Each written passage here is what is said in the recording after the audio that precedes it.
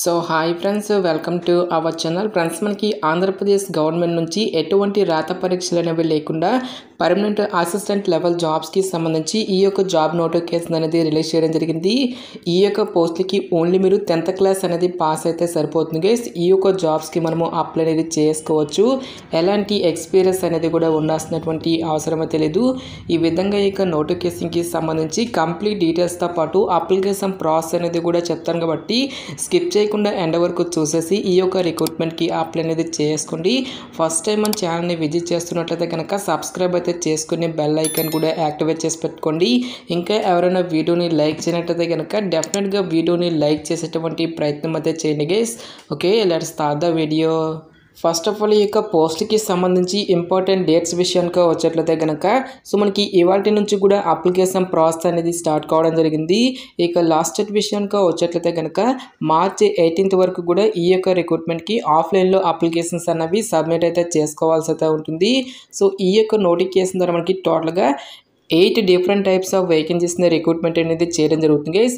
So ఇక్కడ మనకి ఏ caste వరకు ఎన్నెన్ని వేకెన్సీ అనేవి కేటాయించినటువంటి డీటెయిల్స్తో పాటుగా ఒక పోస్ట్కి సంబంధించి రెమ్యునరేషన్ అనేది కూడా మనకి ఇక్కడ నోటిఫికేషన్లో ఇవ్వడం జరిగింది. సో డెంటల్ టెక్నీషియన్ ఉద్యోగాలతో పాటు ల్యాబ్ టెక్నీషియన్ ఉద్యోగాలకి సెలెక్ట్ అయినటువంటి క్యాండిడేట్స్కి మంత్లీ వచ్చేసరికి 32,000 వరకు కూడా శాలరీ అనేది రావడం జరుగుతుంది. నెక్స్ట్ ఎలక్ట్రీషియన్ ఉద్యోగాలకు వచ్చేసరికి 18,000, కౌన్సిలర్ ఉద్యోగాలకు వచ్చేసరికి 21,000 వరకు కూడా శాలరీ అనేది రావడం జరుగుతుంది. మిగిలినటువంటి యొక్క general duty attendant, post mortem assistant, theatre assistant, office subordinate అనేటువంటి ఈ యొక్క పోస్టులకి సెలెక్ట్ అయినటువంటి క్యాండిడేట్స్కి మంత్లీ వచ్చేసరికి 15,000 రూపీస్ అనేది పే చేయడం జరుగుతుంది. సో ఈ యొక్క ఉద్యోగాల్లో కొన్ని రకాల ఉద్యోగాలను మనకి కాంట్రాక్ట్ బేసిస్లోను, మరికొన్ని ఉద్యోగాలను వచ్చేసరికి అవుట్ సోర్సింగ్ పద్ధతిని ఈ యొక్క వేకెన్సీస్ని రిక్రూట్మెంట్ అనేది చేయడం జరుగుతుంది.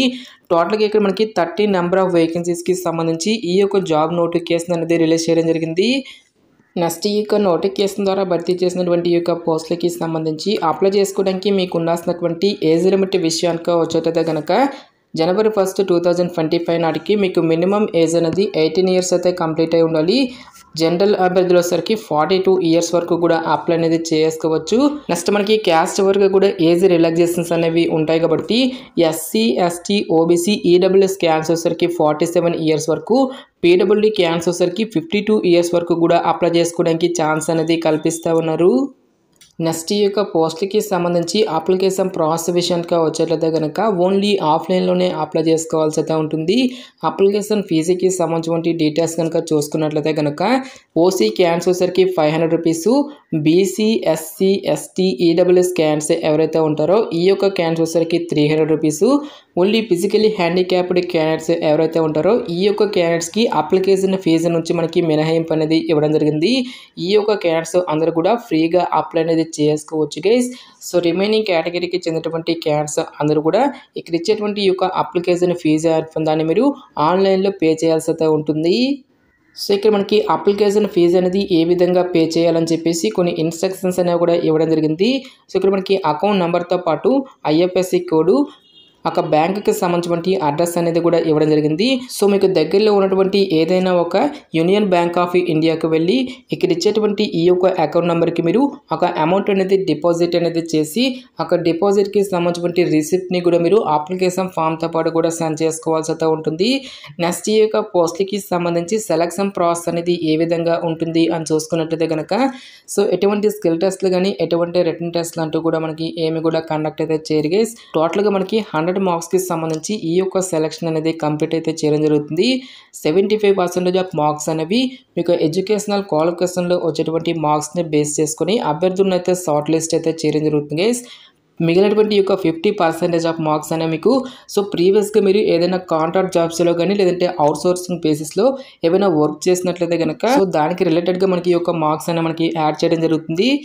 సో ఈ విధంగా మనకి ఈ యొక్క పోస్ట్లకి సంబంధించి సెలక్షన్ అనేది కంప్లీట్ అయితే చేయడం జరుగుతుంది గైస్. సో పోస్ట్ వరకు ఎసెన్షియల్ ఎడ్యుకేషనల్ క్వాలిఫికేషన్ విద్యా అర్హత విషయానికి వచ్చేట్లయితే కనుక సో ఇక్కడ ఇచ్చేటువంటి ఈ యొక్క 8 డిఫరెంట్ టైప్స్ ఆఫ్ వేకెన్సీస్లో కొన్ని రకాల ఉద్యోగాలకి సంబంధించి ఎక్స్పీరియన్స్ అనేది అడగడం జరుగుతుంది. సో ఎటువంటి ఎక్స్పీరియన్స్ అనేది అవసరం లేకుండా మనము అప్లై చేసుకోదగినటువంటి పోస్టులని గురించి మాత్రమే ఈ యొక్క వీడియోలో మనం డిస్కస్ అయితే చేద్దాం. సో ఇక్కడ మనకి 8th సీరియల్ నెంబర్లో ఉన్నటువంటి ఆఫీస్ సబార్డినేట్ ఉద్యోగాలతో పాటుగా పోస్ట్ మార్టం అసిస్టెంట్ అనేటువంటి ఈ యొక్క ఉద్యోగాలకు వచ్చేసరికి ఓన్లీ మీరు 10th క్లాస్ అనేది పాస్ అయితే సరిపోతుంది గైస్. ఈ యొక్క జాబ్స్కి మనము అప్లై అనేది చేసుకోవచ్చు. ఎలాంటి వర్క్ ఎక్స్పీరియన్స్ అనేది కూడా మనకి ఉండాల్సినటువంటి అవసరం అయితే లేదు. నెక్స్ట్ ఇక్కడ మనకి జనరల్ డ్యూటీ అటెండెంట్ అనేటువంటి ఈ యొక్క పోస్ట్కి కూడా మీరు ఓన్లీ మీరు 10th క్లాస్ అనేది పాస్ అయితే సరిపోతుంది గైస్. ఈ యొక్క జాబ్స్కి కూడా మనము అప్లై అనేది చేసుకోవచ్చు. నెక్స్ట్ కౌన్సిలర్ ఉద్యోగాలకు వచ్చేసరికి ఎవరైతే సోషల్ వర్క్ డిసిప్లిన్లో BA కంప్లీట్ చేసినటువంటి క్యాండిడేట్స్ ఉంటారో వాళ్ళు మాత్రమే ఈ యొక్క జాబ్స్కి అప్లై చేసుకోవాల్సి అయితే ఉంటుంది.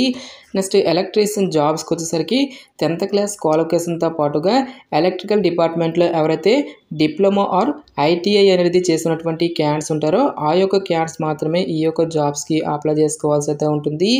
నెక్స్ట్ ల్యాబ్ టెక్నీషియన్ ఉద్యోగాలకు వచ్చేసరికి ఎవరైతే DMLT or BSc MLT course అనేది కంప్లీట్ చేసి ఉంటారో వాళ్ళు మాత్రమే ఈ యొక్క జాబ్స్కి అప్లై చేసుకోవాల్సి అయితే ఉంటుంది.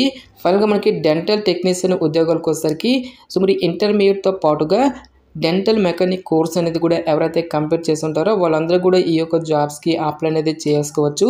ఎలాంటి ఎక్స్పీరియన్స్ అనేది కూడా ఉండాల్సినటువంటి అవసరం అయితే లేదు. నెక్స్ట్ ఈ యొక్క పోస్ట్కి సంబంధించి అప్లికేషన్ ప్రాసెస్ విషయానికి వచ్చేట్లయితే కనుక ఓన్లీ ఆఫ్లైన్లోనే అప్లై చేసుకోవాల్సి అయితే ఉంటుంది. సో ఇక అప్లికేషన్ ఫామ్ లింక్ అనేది డైరెక్ట్గా వీడియో డిస్క్రిప్షన్లోను కామెంట్ సెక్షన్ అయితే ప్రొవైడ్ అయితే చేస్తాను గైస్. ఫస్ట్ ఆఫ్ ఆల్ ఈ యొక్క అప్లికేషన్ ఫామ్ అనేది మీరు మీకు దగ్గరలో ఉన్నటువంటి ఏదైనా ఒక మీ సేవకు కానీ నెట్ సెంటర్కి వెళ్ళి ఈ యొక్క అప్లికేషన్ ఫామ్ అనేది మీరు ప్రింట్అవుట్ అనేది తీసుకోవాల్సి అయితే ఉంటుంది. నెక్స్ట్ మీ యొక్క ఓన్ హ్యాండ్ రైటింగ్తో application for the post of అని చెప్పేసి మీరు ఏ పోస్ట్కి అయితే అప్లై చేస్తున్నారో ఒక పోస్ట్ నేమ్ అనేది ఇక్కడ ఇచ్చేసి రైట్ సైడ్లో మీ యొక్క లేటెస్ట్ పాస్పోర్ట్ సైజ్ ఫోటోగ్రాఫ్ అనేది మీరు ఇక్కడ స్టిక్ చేయాల్సి అయితే ఉంటుంది గైస్. నెక్స్ట్ మీ యొక్క పర్సనల్ డీటెయిల్స్ అన్నిటిని కూడా మీరు ఇక్కడ 1 by 1 అయితే ఫిల్ చేయాల్సి అయితే ఉంటుంది. మీ యొక్క నేమ్తో పాటుగా మీ యొక్క జెండరు, డేట్ ఆఫ్ బర్త్కి సంబంధించిన డీటెయిల్స్తో పాటు మీ యొక్క క్యాస్టు, నెక్స్ట్ మీ యొక్క మొబైల్ నెంబర్తో పాటుగా DDకి సంబంధించి ఒక డీటెయిల్స్ అన్నిటిని కూడా మీరు ఇక్కడ 1 by 1 అయితే ఫిల్ చేయాల్సి అయితే ఉంటుంది. నెక్స్ట్ మీ యొక్క కమ్యూనికేషన్కి సంబంధించి అడ్రస్తో పాటు మీ యొక్క ఎడ్యుకేషనల్ క్వాలిఫికేషన్కి సంబంధించిన డీటెయిల్స్ అన్నిటిని కూడా మీరు ఇక్కడ 1 by 1 అయితే ఫిల్ చేయాల్సి అయితే ఉంటుంది గైస్. సో ప్రీవియస్గా మీరు కాంట్రాక్ట్ ఆర్ అవుట్ సోర్సింగ్ బేసిస్లో కనుక వర్క్ చేసినట్లయితే కనుక సో దానికి సంబంధించిన డీటెయిల్స్ అన్ని మీరు ఇక్కడ ఫిల్ చేయాల్సి అయితే ఉంటుంది. సో వర్క్ ఎక్స్పీరియన్స్ అనేది మీకు లేనట్లయితే కనుక ఈ విధంగా మీరు సింపుల్గా నాట్ అప్లికేబుల్ అని చెప్పేసి మెన్షన్ అయితే చేస్తారు guys. Next 4th to 10th class వరకు చదివినటువంటి యొక్క స్టడీస్కి సంబంధించిన డీటెయిల్స్ని కూడా మీరు ఇక్కడ 1 by 1 అయితే ఫిల్ చేయాల్సి అయితే ఉంటుంది. ఈ విధంగా మీ యొక్క డీటెయిల్స్ అన్నిటిని కూడా ఫిల్ చేసిన తర్వాత డిక్లరేషన్ దగ్గర మీ యొక్క నేమ్తో పాటు మీ యొక్క ఫాదర్స్ నేమ్ అనేది కూడా ఇచ్చేసి ఇక్కడ మీ యొక్క సిగ్నేచర్ అనేది ఇక్కడ చేయాల్సి అయితే ఉంటుంది. నెక్స్ట్ ఇక్కడ మనకి నోటిఫికేషన్లో చెక్ లిస్ట్ అనేది ఇవ్వడం జరిగింది. సో ఇక అప్లికేషన్ ఫామ్తో పాటు ఏ సర్టిఫికేట్స్ అనేవి అటాచ్ చేస్తున్నారో సో ఒక బాక్స్ దగ్గర మీరు ఎస్ అయితే ఎస్ అని, నో అయితే నో అని దగ్గర మీరు టిక్ చేయాల్సి అయితే ఉంటుంది. మీ యొక్క 10th క్లాస్ క్వాలిఫికేషన్కి సంబంధించిన సర్టిఫికేట్స్తో పాటు మీ యొక్క latest caste certificate, economically weaker సెక్షన్కి సంబంధించిన సర్టిఫికేట్తో పాటు ఫిజికలీ హ్యాండిక్యాప్డ్కి సంబంధించినటువంటి Sadarem certificate, ex service man candidates వచ్చరికి యొక్క సంబంధించిన సర్టిఫికేట్తో పాటుగా స్పోర్ట్స్కి సంబంధించి మీకు ఏమైనా స్పెషల్ సర్టిఫికేట్స్ అనేవి ఉంటే దానికి సంబంధించిన సర్టిఫికేట్స్ని కూడా మీరు అటాచ్ అనేది చేయాల్సి అయితే ఉంటుంది. నెక్స్ట్ మీకు స్టడీస్కి సంబంధించిన సర్టిఫికేట్తో పాటు మీకు ఎడ్యుకేషనల్ క్వాలిఫికేషన్కి సంబంధించిన ప్రొవిజనల్తో పాటుగా ఆల్ సర్టిఫికేట్స్ అన్నిటిని కూడా మీరు అప్లికేషన్ ఫామ్తో పాటు కూడా సెండ్ చేసుకోవాల్సి అయితే ఉంటుంది. నెక్స్ట్ అప్లికేషన్ ఫీజుకి సంబంధించిన రిసిప్ట్తో పాటుగా లేటెస్ట్ పాస్పోర్ట్ సైజ్ ఫోటోగ్రాఫ్స్ని కూడా మీరు సెండ్ చేసుకోవాల్సి అయితే ఉంటుంది. సో ఇక సర్టిఫికేట్స్ అన్నిటిని కూడా మీరు ఒక ఎన్వలప్ కవర్లో పెట్టేసి ఈ యొక్క ఎన్వలప్ కవర్పై టాప్లో మీరు application for the post of అని చెప్పేసి మీరు ఏ పోస్ట్కి అయితే అప్లై చేస్తున్నారో ఆ పోస్ట్ నేమ్ అనేది ఇక్కడ రాసేసి లెఫ్ట్ సైడ్లో వచ్చరికి మీ యొక్క అడ్రస్సు, రైట్ సైడ్లో వచ్చరికి మనకి నోటిఫికేషన్లో ఏ అడ్రస్ అనేది ఇచ్చారో ఆ యొక్క అడ్రస్ అనేది మీరు ఇక్కడ ఇవ్వాల్సి అయితే ఉంటుంది. సో ఇక అప్లికేషన్స్ అనేవి ఏ అడ్రస్కి సెండ్ చేసుకోవాలి అని చూసుకున్నట్లయితే కనుక office of the DCHS opposite Indian oil petrol bunk, Pattabhipuram main road, Guntur 6 అనేటువంటి ఈ యొక్క అడ్రస్కి మీరు ఫిజికల్గా కానీ లేదంటే రిజిస్టర్ పోస్ట్ ద్వారా కానీ ఈ యొక్క అప్లికేషన్స్ అనేవి మనము ఆఫ్లైన్లో అయితే సెండ్ చేసుకోవాల్సి అయితే ఉంటుంది. సో అప్లికేషన్స్ అనేవి సెండ్ చేసేటప్పుడు ప్రతి ఒక్క ఎడ్యుకేషనల్ డాక్యుమెంట్స్ అన్నిటిపై కూడా సెల్ఫ్ అటెస్టేషన్ అంటే మీకు సైన్ అనేది కంపల్సరీగా చేయాల్సి అయితే ఉంటుంది guys. So interest eligible candidates డెఫినెట్గా ఈ యొక్క రిక్రూట్మెంట్కి అప్లై అనేది చేసుకోండి. నెక్స్ట్ ఈ యొక్క నోటిఫికేషన్కి సంబంధించి లింక్స్ అన్నిటిని కూడా వీడియో డిస్క్రిప్షన్లోను కామెంట్ సెక్షన్ అయితే ప్రొవైడ్ అయితే చేస్తాను గైస్. ఇంకా ఈ యొక్క నోటిఫికేషన్కి సంబంధించి మీకు ఎటువంటి డౌట్స్ వచ్చినా సరే నాకు కామెంట్ సెక్షన్లో కామెంట్ అయితే చేయండి. ఎటువంటి మరిన్ని జాబ్ అప్డేట్స్ కోసం మన ఛానల్ని సబ్స్క్రైబ్ చేసుకుని బెల్ ఐకాన్ కూడా యాక్టివేట్ చేసి పెట్టుకోండి. సో ఇది ఫ్రెండ్స్ ఇవాల్టి వీడియో. రేపు మరొక మంచి జాబ్ అప్డేట్తో మళ్ళీ మీ ముందుకు రావడం జరుగుతుంది. Thanks for watching this video.